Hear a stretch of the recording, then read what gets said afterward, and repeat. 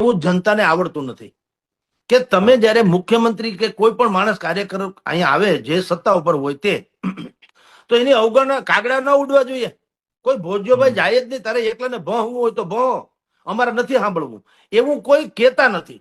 Dome પાછો ભરાઈ જાય, તાળીઓના ગડગડાટ લ્યો. મુખ્યમંત્રી આજે ગઈકાલે તમે જો ગાંધીનગરમાં મુખ્યમંત્રીએ હાઈ લેવલની મને કે બેઠક, એટલે હાઈ લેવલ જ હોય ને. મુખ્યમંત્રી કઈ મારા જવાન બોલાવે? એ તો હાઈ લેવલની જ હોય ને.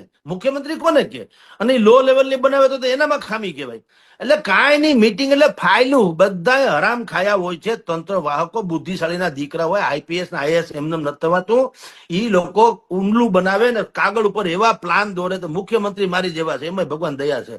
ઈ હશે બાપા કે એને ઓલા સમજાવી દેવો. આઈપીએસ છે ને એને હંધી ખબર હોય.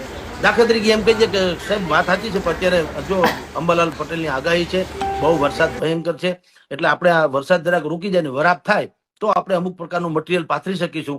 એટલે હમણાં તો આ તૂટી જાય બરાબર છે, પણ હવે કઈ તો કે હશે એના જેવું. આ ટેકનિકલ બધા બાના કાઢે.